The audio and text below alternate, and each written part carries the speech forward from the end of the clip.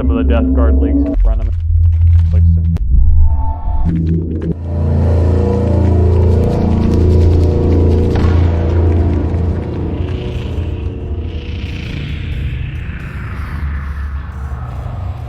Yeah, what's up everybody? Back again, Warp Charge Gaming. There's Chris, I'm George. It's episode 106.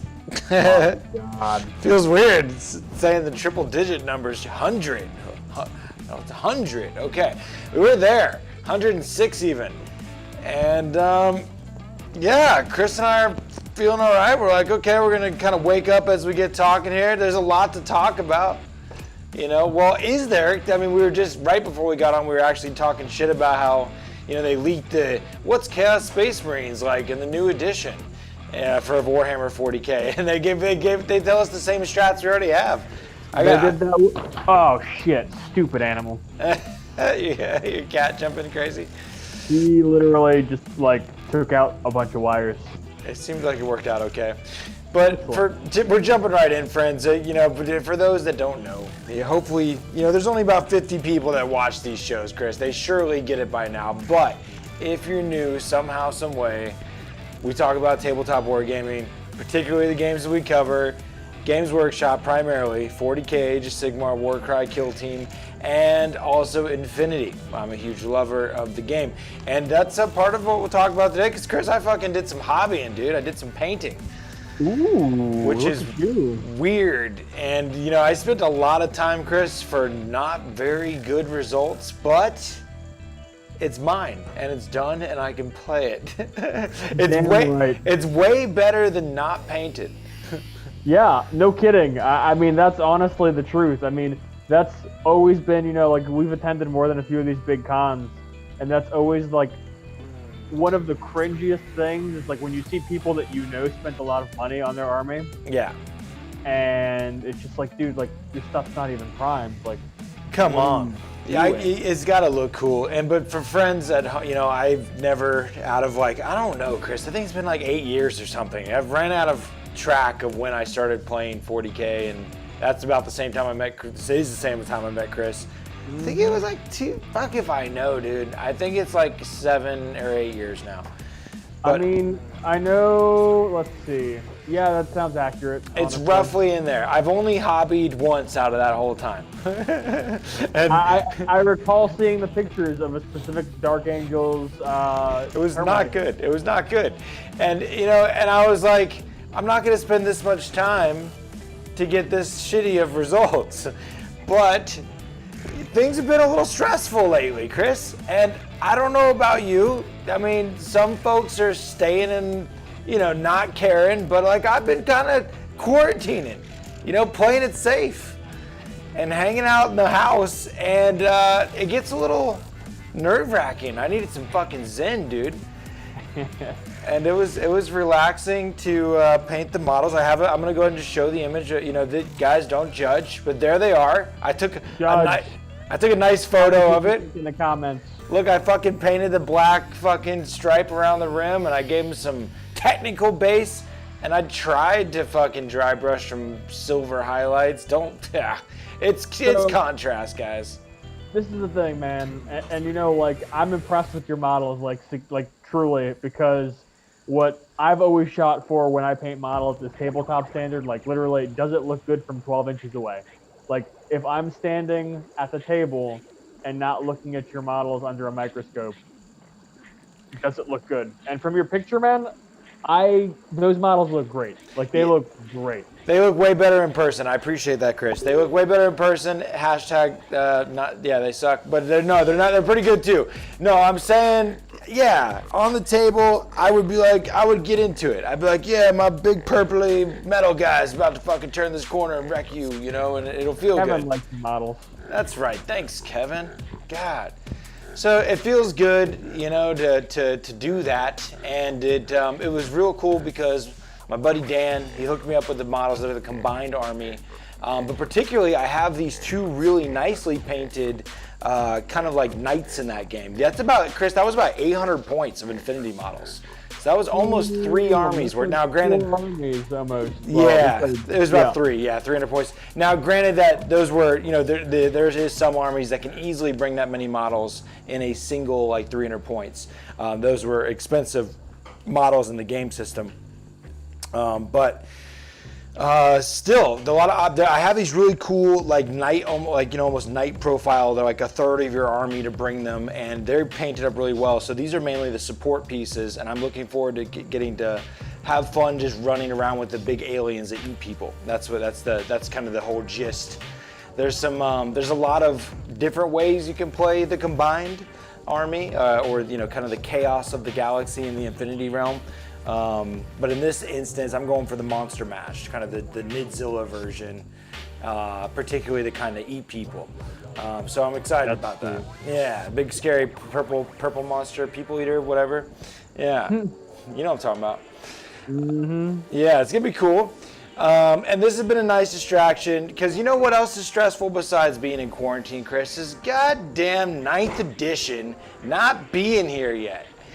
Man, it makes it like, I see people discussing price point on boxes. Just this past weekend, they teased us a bunch of new Marine models. There's that, like, we have Primaris bikes coming. We have this crazy gun turret thing coming. We have... Dude, 40K blue balls, friends. Yeah, that is literally a great way to put it. I don't know if you've had them before, friends, but it's not comfortable, okay? And I need my 9th edition, all right?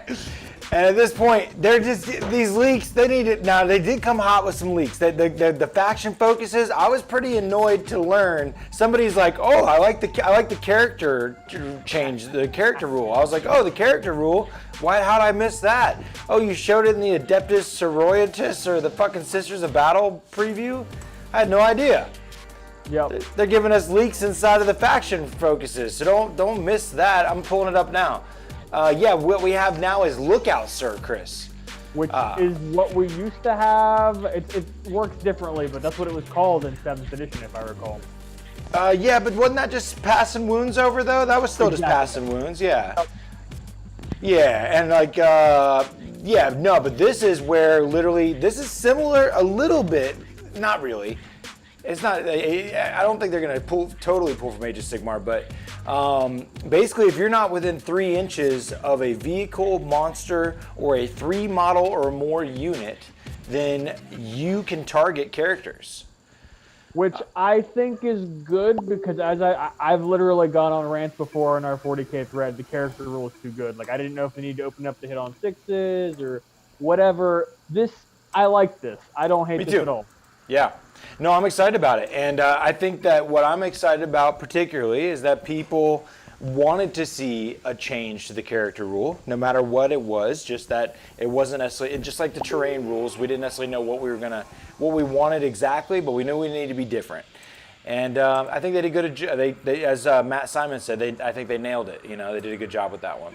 Didn't overdo it. Something we had discussed in the past, like what if they made it so that like characters are always 6s to hit if they're not the nearest enemy? What if they made it so you can only Overwatch for 1 unit, and you have to spend CP to do it? Well, before we go to, speaking of one thing is cool about this is that it's more, you can get into it. It's a little bit more narrative. You can, obviously a character's he's not as hard to find on the battlefield because there's not a horde of guys around him, right? I can get into that. Well, I just read I had also missed the Taking Flight release where they talked more about the aircraft role. Yeah. And they also get kind of narrative there where now it straight up doesn't matter. You can move over, touch, and get within engagement range of an aircraft base. The only exception is, I think, if you have the fly keyword, you can actually still charge them and stuff like that. Laughing at Oscar Lars out there. He says, my bedroom looks crazy. Yeah, it's nuts in here, man. I pretty much live in the warp now. But no, I don't know about that, Chris. It says straight up here, freedom of the skies, right? Mm-hmm. And that another key feature of the new for flyers is interact with units on the ground. As an aircraft are typically soaring overhead, not skimming along the ground, they don't interfere with them or hinder their movement in any way. So the models can move within an enemy's aircraft's engagement range. Models can move over aircrafts and their bases. Huh?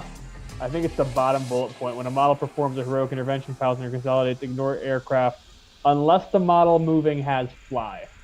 The very bottom one on the list. Oh, okay. I see what you mean now. Oh, cool. Yeah, so like a Demon Prince would still heroic into a plane while other models would never. Hive Tyrant or Gargoyle. Yeah.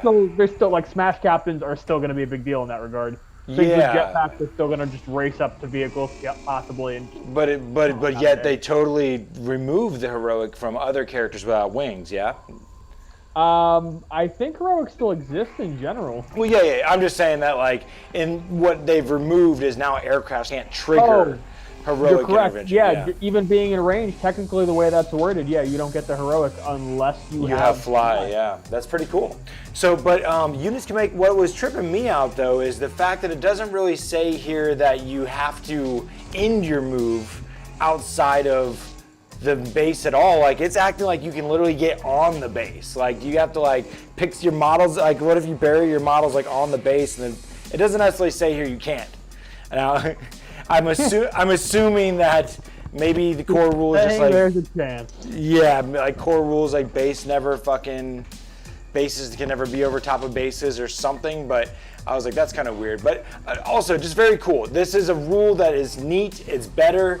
But yet it also like gets you more into the game, right? Just kind of like the, just like the fucking characters, how they're not targetable unless they're next to a horde. So that's pretty cool. But you mentioned Overwatch, Chris, and this is a big deal for a few different reasons. One, because at first glance, like we had this ooh ah type moment of like, ooh, this seems good. Ooh, wait, is it good? They gave us like both feel goodsies and feel badsies as combat players. They gave us lots of feels. Like it was kind of overwhelming in a little bit of a way. Yeah, but yet there's questions still to be asked. So like the like now, one of the things that is exciting for the combat armies is that we can declare as many asshole units as we want to fight in combat, and only one of them gets to declare Overwatch. But that's a strat in and of itself.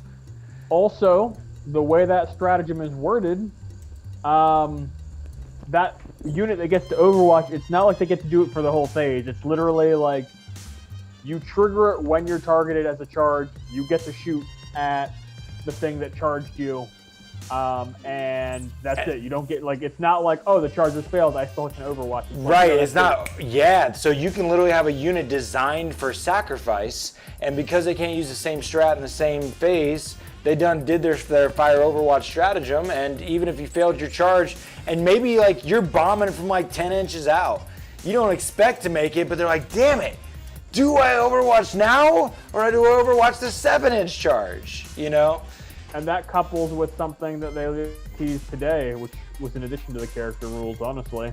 Because you mentioned trying to get that 10-inch charge. You're gonna see people trying for those charges a lot less now because of something. Hey, there's James. Yeah, what's up, buddy? How are you, man? I finally got this to work.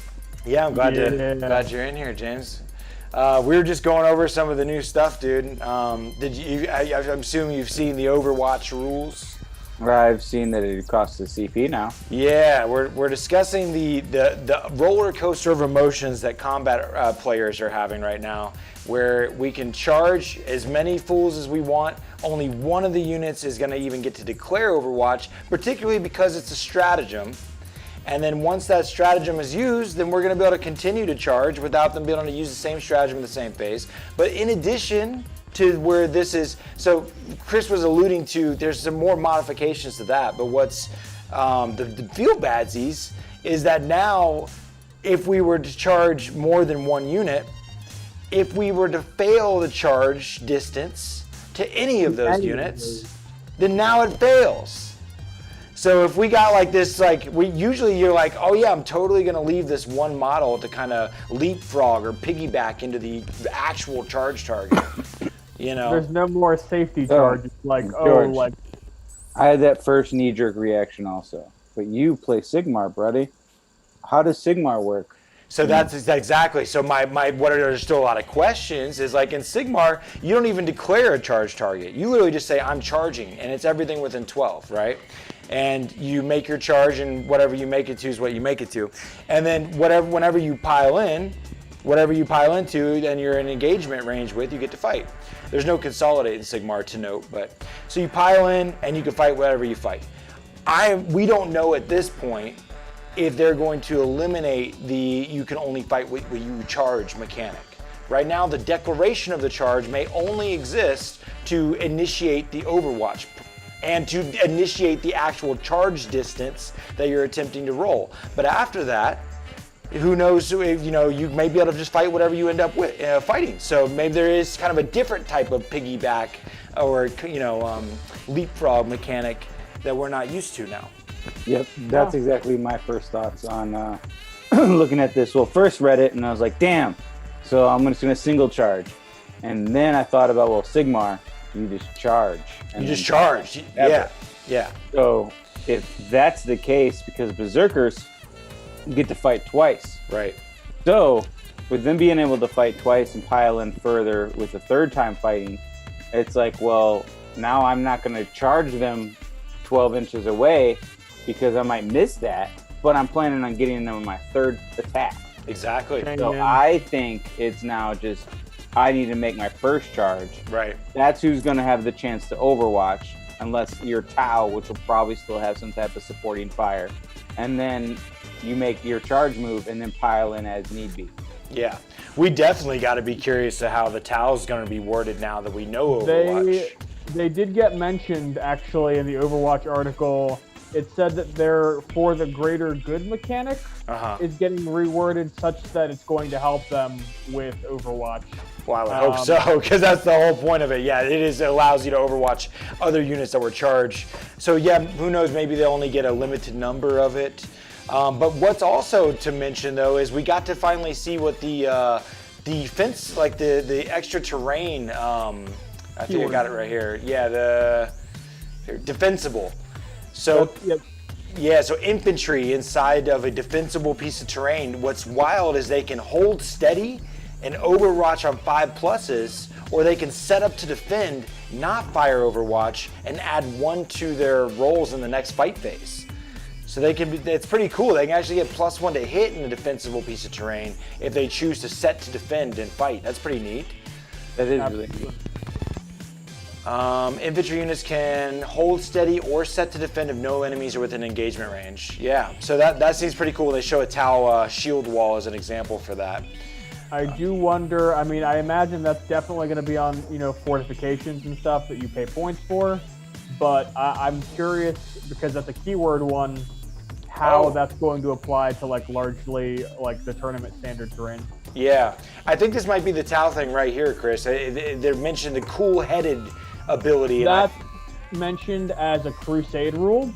So that's the campaign system. Okay. Where every match, you can start taking upgrades for your army. Okay. And that you can literally make it through the campaign system to have a permanent 5-up Overwatch.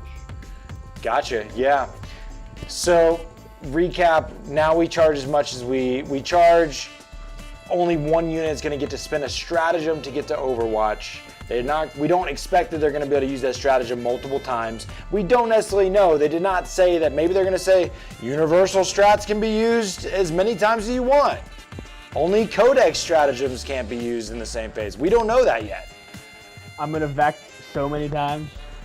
What if though? And that's the Tau thing is the first leak that I can think of off the top of my head right now that literally makes it so that the Overwatch mechanic literally is going to need to change the way that Tau plays. They're going to have to rewrite the greater good mechanic.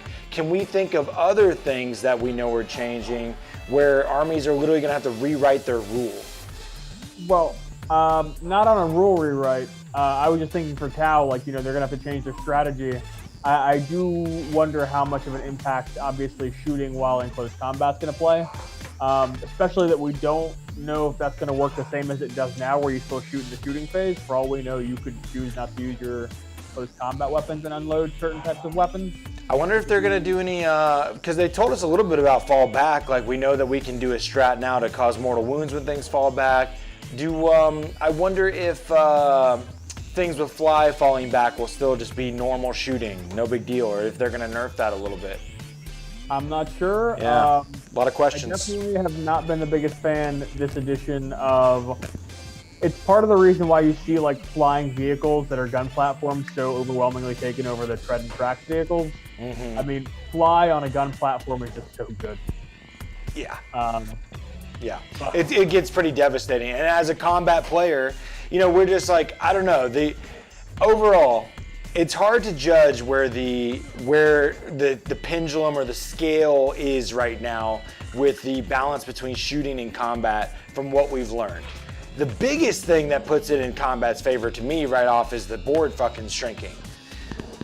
I mean, that's awesome. But can we think of other, you know, so like, the Overwatch thing feels good, but the charge thing freaks me out. That's where there's more questions, I think, really. There's just still more questions. The terrain, I think, sounds excellent for combat armies. So we lost James temporarily. It looks like his Zoom crashed. I'm not sure he's back with us. I think James is back now, right? You got us, James? Maybe not. Nope. No. Weird. But yeah, I mean, one of the things actually in the same Overwatch article that got mentioned is the deployment edge, reserve deployment thing.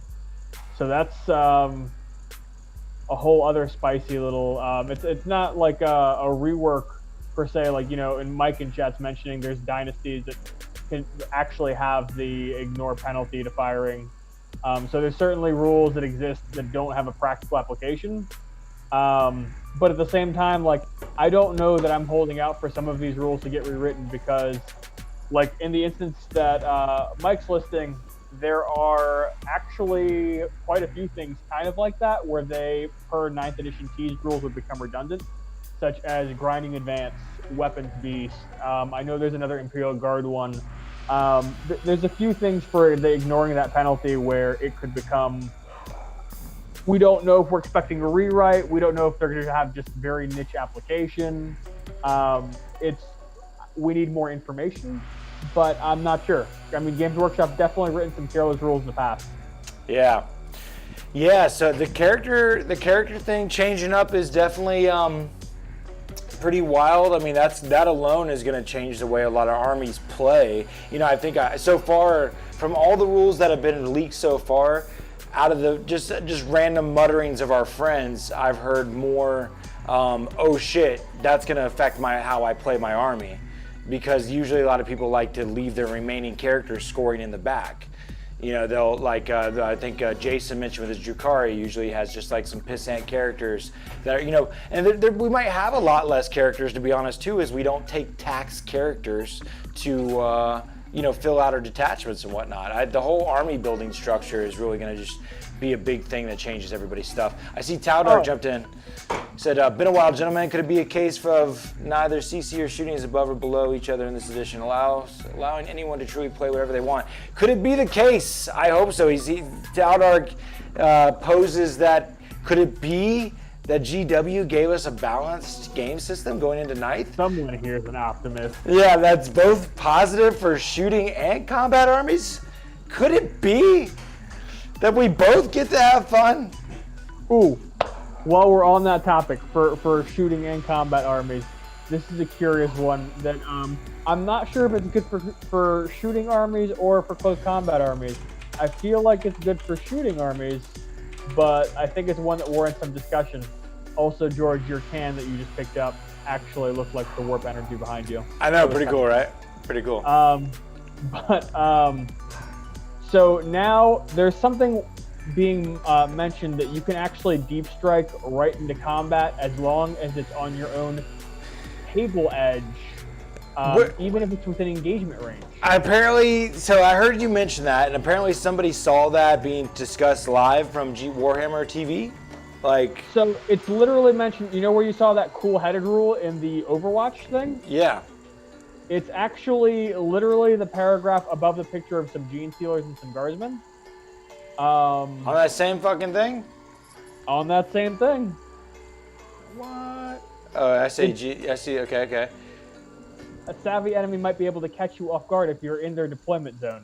The strategic reserves rule allows a unit to deploy on their own table edge, even if it's within engagement range of 1 inch of an enemy, and proceed to make attacks as though they charge. What? This is such a situational rarity that it probably won't come up very often. So my first thought with that is spore mines are devastating right now. And look, it completely bypasses Overwatch, dude. That's so cool. Yeah, but I mean, I could literally be like, I've got 200 points of spore mines in reserve, and you brought your Disco Lords to come play and eat 93 mortal wounds. What the fuck, James? Did you get that one? Are you with us, buddy? Yeah, I'm with you now. Excellent. Did it update or something for you? I had to uninstall and reinstall it. Well, fantastic. Well, you're in the game, dude. EA Hopefully. Sports. EA Sports. I'm in the game for right now. Yeah, you seem pretty in the game right now, dude. Zoom is what's up. Okay, so we just learned that we also apparently, potentially, universal stratagem wise, we might be able to pick and choose what goes into reserve now, right? Like reserves may be a little less like we already could. No, we can't just choose to put things in reserve currently. They have to have the ability to go in reserves. I think coming into the future, we get to spend stratagems to potentially do that, and maybe even mid-game, take things in and out. I know flyers, for instance, can do their shit, leave the table, and come back again. Do we think that other things can potentially be spent CP on to leave the board? Hard to say. I would like to hope so. Gene Stealer Cult can do it. There's definitely armies that currently have stratagems to get thrown back in reserves. Yeah, that's true. We already do have it, yeah. Yeah, it would kind of be lame if they did make it a universal strat, because like orcs have it as a stratagem, Alpha Legion, Thousand Suns, not Thousand Suns, maybe they do actually, but yeah, Dark Matter Crystal, fuck. I mean, there's a lot of ways to pick up it and drop things back down already that are unique to individual factions. But I don't know, man. The idea of being able to go in reserve, like, what if you could leave the board and then, like, oh shit, I see that you're coming over the next few turns. I can speculate that you're going to end up in my deployment zone. So I'm going to take this turn and choose to go out into reserves. And then when you get to my deployment zone, I'm going to kind of charge from reserves. Now, as a heads up, it is kind of vague in terms of, like, that paragraph makes it seem like anywhere in your deployment zone. But I've definitely had other people I've discussed be like, well, maybe it's going to work more like an outflank. Like maybe it has from to the be board really edge. Walking on your board edge. It's hard to say at this point. Yeah. But I can tell you right now, if I could just like drop 20 Gene Stealers into close combat, that would not be necessarily something I'd be against. Oh man, I'd be trying to fucking set up a bait and a fish, like a net or a trap or whatever, right on my deployment zone. I'm like, I just want you to come here, please. I mean, people are talking about how close combat is going to be great this edition, but like, it may just be like, hey, invest in a very good gun line and really good countercharge reserves. So it's like, yeah, you're going to come get me, and then I'm going to drop my reserves in. I don't know. I'm not saying that's what I think it's going to be, but like, maybe that's, I can't say what Games Workshop is thinking. Hey, something I just crossed my mind because of all these new rules. One, I'm thinking about the new Chaos Demon rules that came in the Engine War Psychic Awakening. And James, have you gotten a chance to check that out very much? All I saw was that greater demons are viable again, and each like unit got like a strat, and that's about it. It was very underwhelming. Yeah, the stratagems are pretty lackluster, even though some of them have some legs for sure. And particularly, right now I was just double checking, but what a list I was just toying with is like one that I read from Goonhammer. Goonhammer actually had a pretty positive review of the codex, and he dropped some good tech as far as what he thought was some of the better options.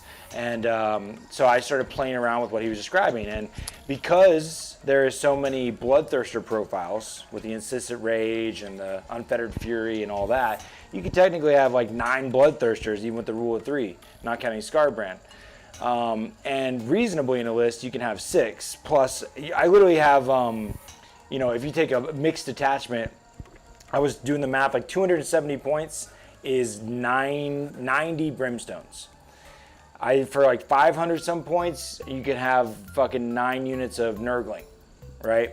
And then insert 6 to 7 Bloodthirsters, or Lord of Change Bloodthirsters. Lord of Change and the Great Unclean one seems to be like a big boss, like an unkillable tank.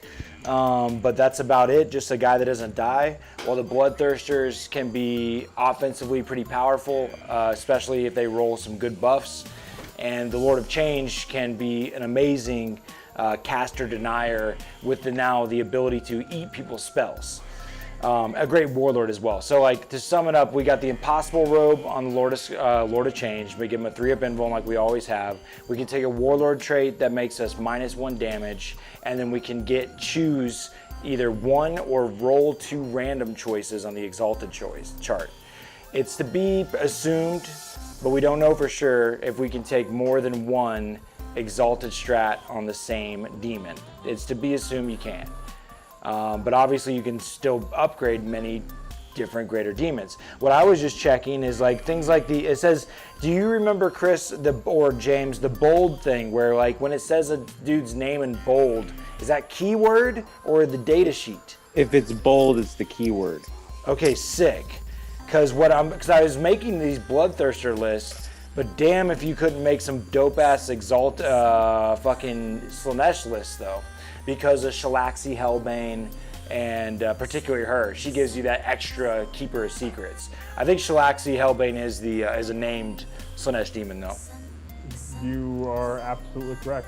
And that would also mean that, I think that might be a problem though, because I don't think you can take named ones as exalted, just like you can't exalt Scarbrand, and that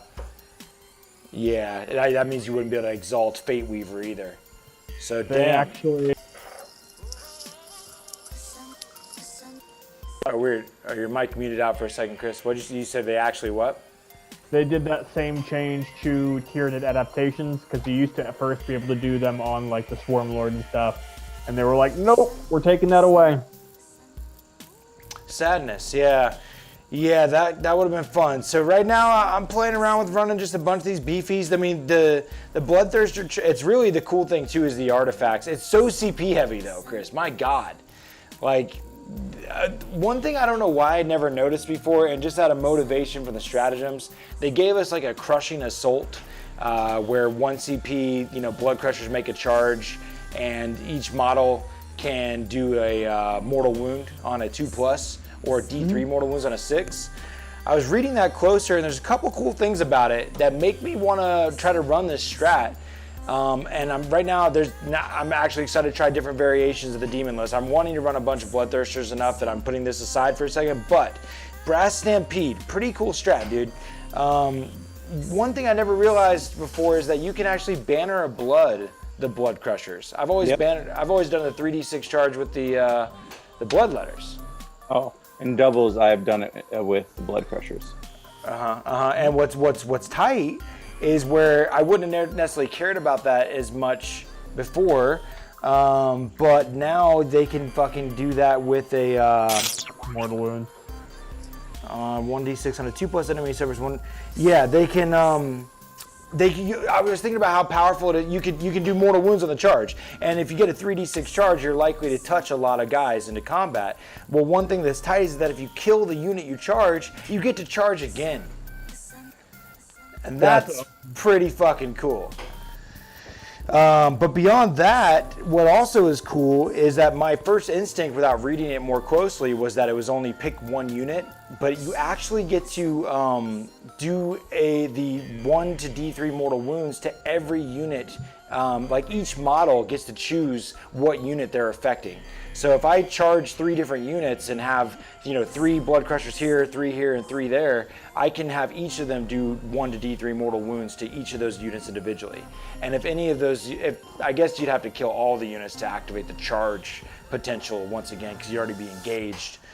But the idea of being able to drop in from Deep Strike with a 3d6 charge, re-rollable if you're the corn keyword with a character nearby, and you can fucking, go a-hunting for some easy-to-kill units. Where you I thought about it as not deep striking, but just starting them on the line. Sure. Since they can move so far. 10 inches, I think. And then yeah. 3d6. Yeah. Like, it can kind of put you out there. Yeah, if you had a search and destroy map or something like that, and they were also a combat army, being cavalry and L shapes in the middle. No, I can hear you, James. Can you hear us? Poor James. James, we hear you. Not having good luck on that one. We hear you, James. Oh, you're coming back in. We hear you. Everything's fine, James. It's not fine for me, bro. Dang I it. miss Google Hangout. We can start doing Google Hangout again, you poor bastard. Because ever since we went to Zoom, I just always have troubles. Man, all right. Well, sorry about you, buddy. Really, the only other stratagem that's got me a little bit excited out of the Chaos book is the fucking Nurgling stratagem. Are you with us, James? Did you hear the Nurgling strat? Damn it. Nurgling strat, James. All right. Well, for our friends at home, what's pretty cool is that now at the end of each phase, you can pop a CP and roll on a 5. Is it a 5+? Yeah, if on a 5+, you get back bait Nurgling bases, which have 4 wounds apiece. Those things are already bastards to get rid of. And now where some people usually okay, I'm gonna use the psychic phase to really get rid of this Nurgling screen. Now they're gonna soak up that shit, and then they get to fucking, after they did 5-up, 5-ups, they lose 1 or 2 bases. Now on 5-ups, they get those bases completely back. That's gonna hurt, dude. You know, if you have a big 9-man unit of Nurgling and somebody takes out 4 of those bastards, and then that's 16 wounds. And if you all of a sudden you roll and get 3 out of 4, 3 out of 4, and you get fucking 12 wound backs, that's gonna feel uncomfortable. People are not gonna enjoy that. You know what I mean?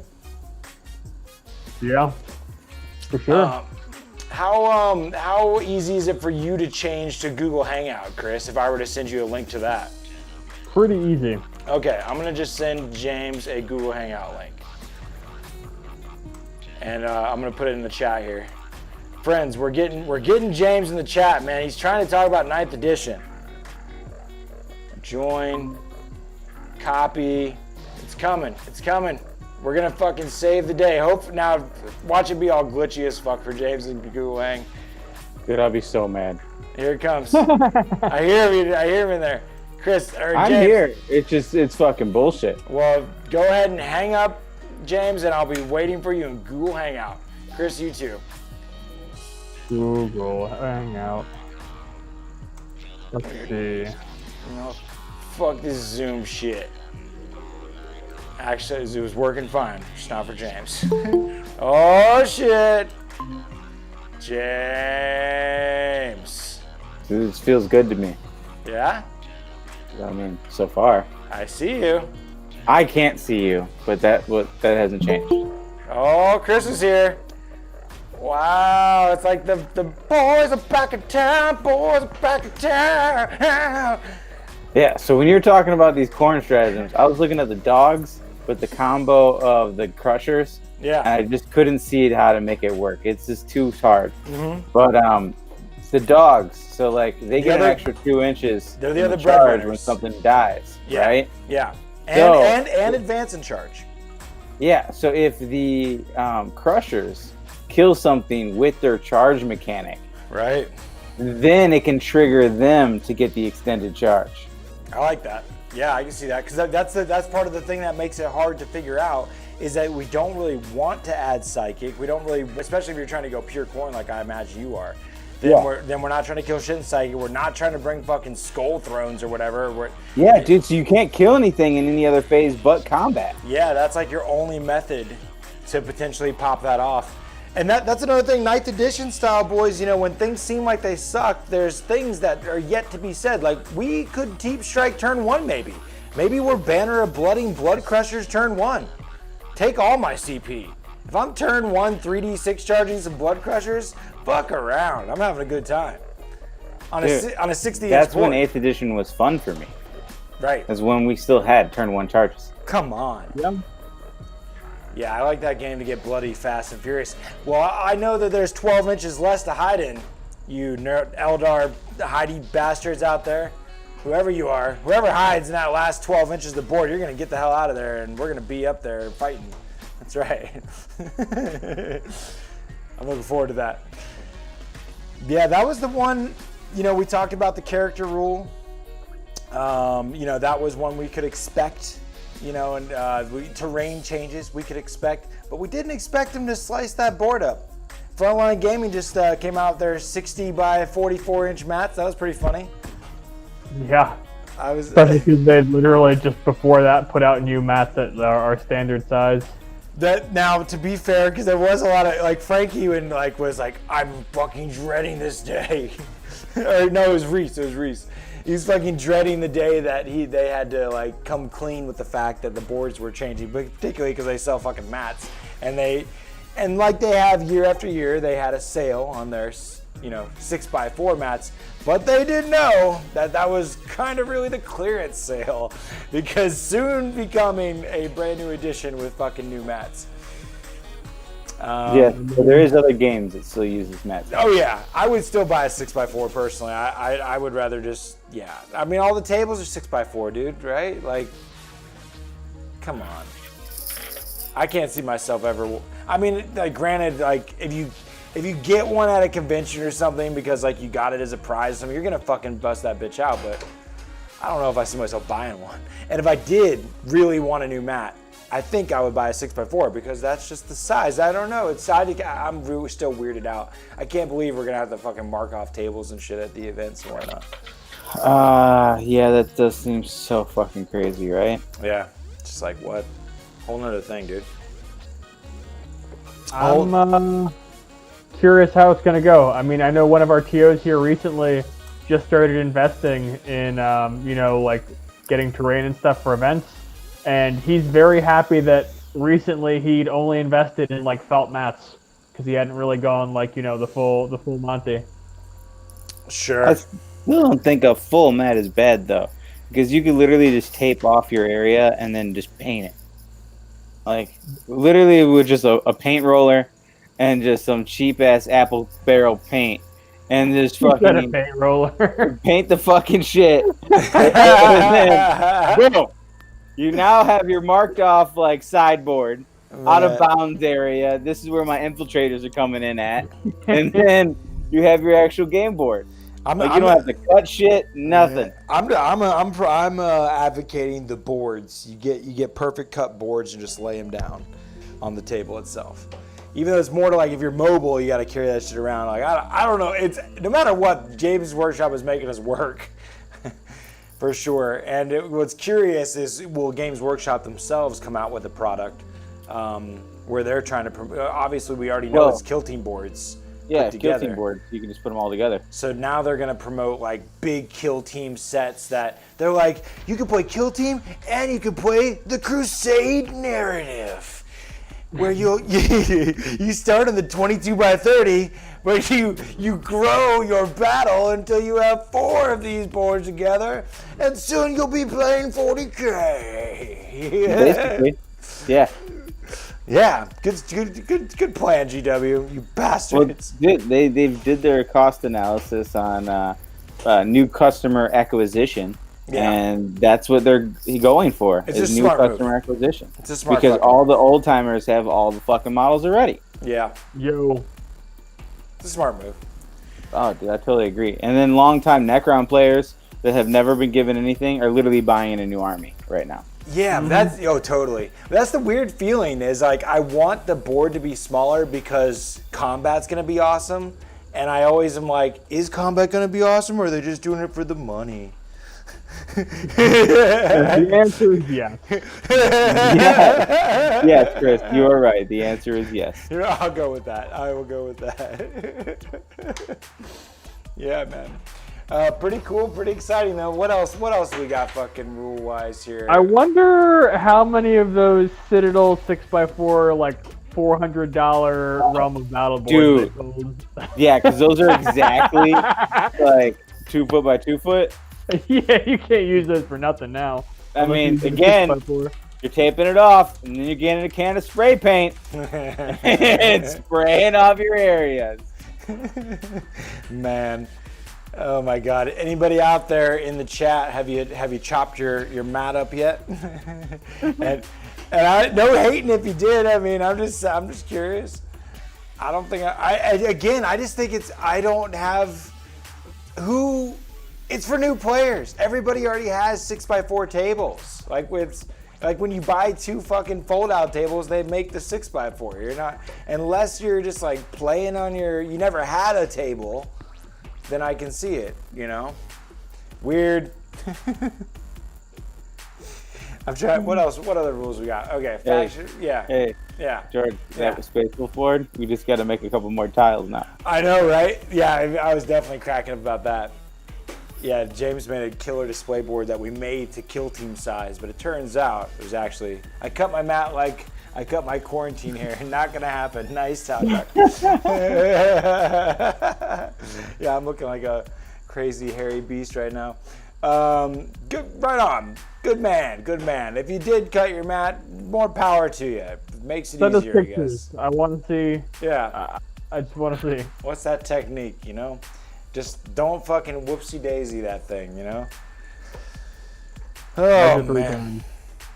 So, okay. So we've talked a little bit about all these new things. We got the terrain, we got Overwatch, we got character rules, we got flyers and aircrafts. Man. Yeah? What if GW was like, we've gotten rid of pre-measuring again?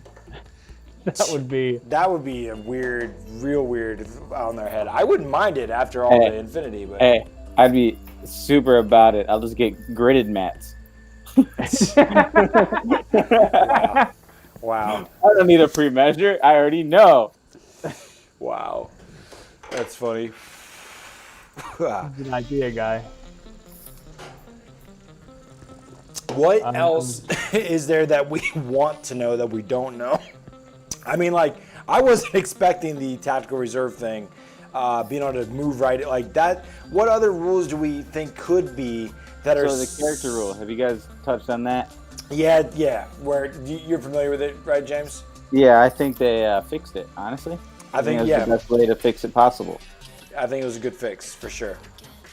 Yeah, we quoted Matt Simon. He said, nailed it. He said it was pretty good description there. Definitely agree.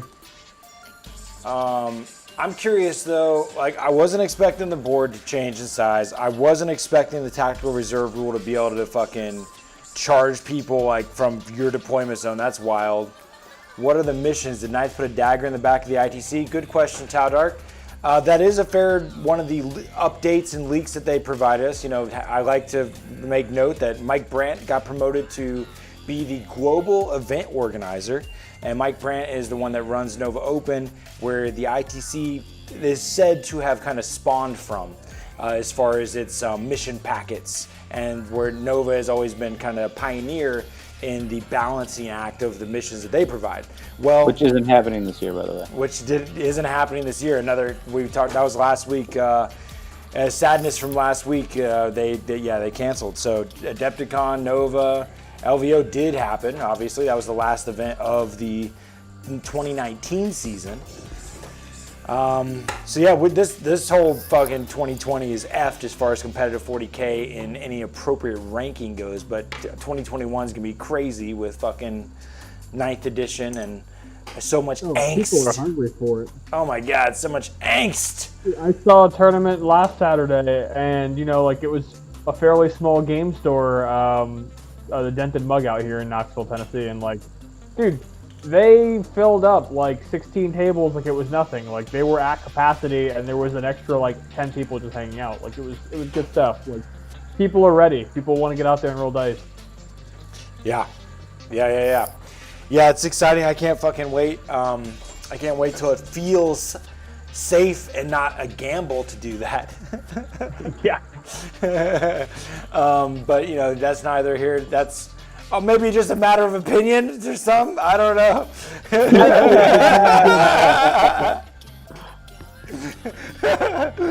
The scientists are pretty opinionated. My state's been consistently ranked in the lowest response. My state does not give a. Florida's like, let's go play 40K. We're feeling kind of sick. Let's shut the doors again. Yeah, I don't know, y'all. As far as that, this shit's crazy out there, and who knows if it's just gonna spike again. So I've been playing a fuck ton of Tabletop Simulator, and that's where I'm like, still, I'm just as jonesing. I'm like, I'm getting it all. I'm getting the feel goods. The playing is happening. I miss the tournaments and hanging with the homies. There is a lot of tournaments happening though, digitally. There's what is that guy? Tactical Tortoise. I watched a little bit of what he's been doing. His Discord is huge right now, and I was kind of a fresh. I had never ran into the YouTube channel before. It seemed like it was a pretty fresh, just like our friends over at the Command Point, where I started playing. I picked up Tabletop Simulator again because they invited me to join their Kill Team tournament. There's a lot of newer folks that are like, "Fuck this, we're gonna play," and they're creating events. And James, you would like the Tactical Tortoise version of the Tabletop Simulator tournament because it is paid for, and they do have an invitational that the winners of each pod so what he's doing is he's making on his Discord, it'll be like, sign me up for a pod, and every time there's like 8 players that say I want to play, it creates a new pod, and it just endlessly creates pods until such and such date. And however many, there could be fucking 100 8-man pods that went off over a 3-month period, and each winner of those gets an invite. Trevi from Tactical Tortoise, yeah, he's a friend of yours. Left War Machine to come over compete in 40K. Nice. Tau Dark knows Trevi. Yeah, I might be butchering his methodology here. I'm just kind of approximating what I've gathered. But basically, it has all these pods, and then the winners of the pods get invites to the invitationals, where there is a grand prize that's generated or funded by all of the mini pods that people pay for. I think it's like $10. So like you just go on Best Coast Pairing and pre-register, pay your $10, and then the pod fills up and you play each other over a short period of time. Pretty cool. Pretty cool. It's a global tournament going on, fucking hundreds of games happening. He's streaming a shit ton of them, and that kind of stuff's going on all over the place. Amongst just people's like friend groups, like hell, we could even just amongst our 40-person 40K thread we've generated over the last few years, could have a nice little mini event going on. Oh yeah, and I mean, George, you're commenting on like the amount of games going on Tabletop Sim. I've seen some people still very like adamantly like, I'm not using this, whatever. And I get it. Like for me, the worst part about Tabletop Sim is like not being able to walk around the table. I hate sitting down in a computer chair. It's like it's soul crushing for me. I hate it. Mm-hmm. But I actually play more 40K now than I do when the World wasn't shut down. Yeah. Like I was averaging like 1 game a month usually, and now I'm playing like once a week. Mm-hmm. Yeah, so it's true. I can only complain so much. I mean, hell, dude, I've gotten to drop many. I think I'm like 3, 4, 5 games now with Heretic Hornet, who's over in Finland, and Heretic's been watching Warp Charge shit since we started, and he's constantly talking shit to me about moments where in our previous bat reps where shit went bad. He's like, oh, you remember that time you failed that 3d6 charge of your bloodletters? Ha ha ha ha. I'm like, fuck you, dude. But those moments wouldn't be happening without Tabletop Simulator, and it's pretty badass, Mm-hmm. Which also you got to give a shout out to Discord as well for that. That's a pretty amazing platform that I still prefer communicating, via Zoom or Google Hangout or whatever, because I have found it to be a little glitchy. But Discord literally has built in so much. They built in streaming now. Like in Tabletop Simulator, in the update, it just has like a little Discord icon, and you can like communicate through Tabletop Simulator app with people in Discord. Immediately like privately stream inside your Discord. It's pretty cool. It's just like the accessibility to going live that we humans have now is amazing. So once you're through the conversation, I got to ask the most important question of new 40K edition. Tau Dark, you are the conversation, dude. New edition, new army. That's his question. Ooh, good one. That's all 3 of us. James, are you gonna start a new army you're my biggest curiosity, honestly. No. Oh, I'm just painting. Painting and pure corn, right? I mean, you're still gonna fucking make corn work. Yeah, I'm going to still make corn work, but my goal is to have every model customized.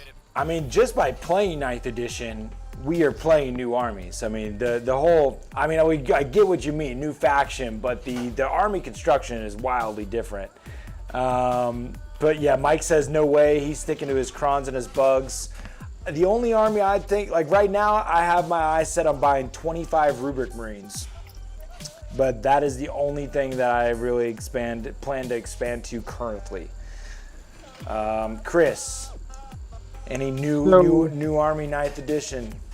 Sort of, not really, but sort of. I've been hit with the inclination that I want to start a 30k army for Iron Warriors specifically. But you know, like the more I look at like the pricing on all these Forge World models and stuff like that, and it's kind of depressing. Especially for, you know, a line of models that's like exclusively that. With my girlfriend's like Slaanesh army, Slaanesh demons sitting around, I think I might do a 30k Emperor's Children army, like Slaanesh Marines. Oh, that'd be dope. That'd be hella dope.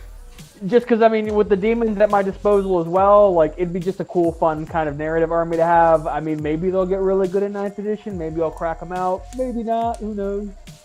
Sure. Well, they're sitting there to be used. That's why I was trying to get you. I want to play Warcry with you because, unlike Kill Team, you know, Warcry actually lets you take some of the bigger models. Yet still, even in that, you know, it reminded me of one of the strats because for a second there I was playing with Fiends, Slaanesh Fiends, instead of the Contorted Epitome to get a rule that was, yeah, cause it's like the Contorted Epitome, but you know, it's cheaper. Very cheap, in fact, but it has a lot of negatives. It's not a character, so it can be targeted. You have to actually be in combat, and it's not a 6-inch aura. However, there's no 3d6 leadership check. It's just straight up, they can't fall back unless they have fly. So there's a little bit of sauce with the Fiend, and I was fucking with it for a minute. But what's cool is that now there's a strat with the Fiend from the new Psychic Awakening that you can -2 leadership somebody with it. And you pair that with a Contorted Epitome, or just a lot of the Slaanesh powers that actually attack against leadership. And you might actually start to have some play there. There's always been some stackable leadership play that it's like you have to kind of invest in it. Kind of like when you make your Plague Bearers actually hit worth a damn, you got to invest a lot of like auras and buffs into them, actually make it happen. So I don't know. That's just another one of those leadership modifications. Leadership, you know, that's something that yet is to be experienced is the 9th edition morale phase. You know, Dude, I want to know what this command phase is in 9th edition. That's fair too, yeah. That is true. Right. And they hinted it with Necrons about this command phase. Well, what I'm curious is how are they going to take the command phase and wrap it into the rules we already have? How are they not going to, you know, with all the codex shit we already have, are they just going to be like, here's how the command phase works for this army. Here's how the command phase works for this army. Or is it just like, you know, take your everything that says pre-game or start of the round shit happens now? Or what are they going to do there, you know? Yeah, that's what I think it's going to be. Like orders and all those things are going to be in the command phase. What's some other things besides orders? Like what's some let's think of more examples of what would My will be done. Prayers. Not like dark matter crystal and shit though. Not things like into the movement. No, I'm talking about prayers. Like think buff is what you're talking about. Yeah. So, but I mean, basically, so there's a lot of things right now that happen at the start of the Canicles. Nice, another good call out.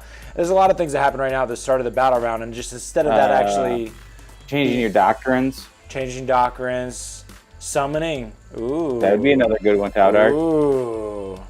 I'd like that. Yeah, okay.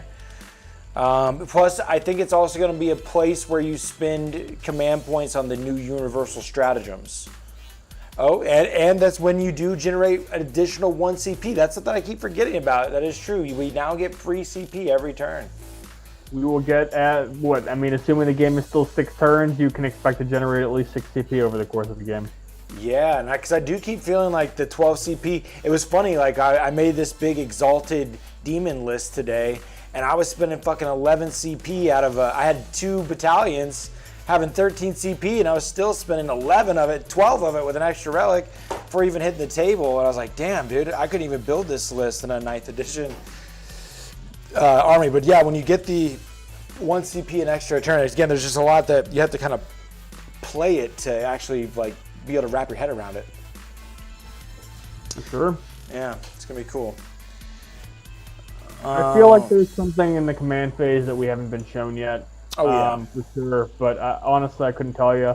I mean, they've definitely done things before where like, I don't think they're going to do anything like this, but you know, they have done in previous editions kind of like guessing game phases where it's like, oh, like I'm going to call out how many stratagems I'm going to use this turn, and maybe if I guess correctly, I get a command point or something like this. I'm not saying I want that, but like it could happen. You know, I just had a funny thought that's going to fuck with you. You know what they do in the hero phase, which is the same time as the command phase in Age of Sigmar, is that you roll for priority.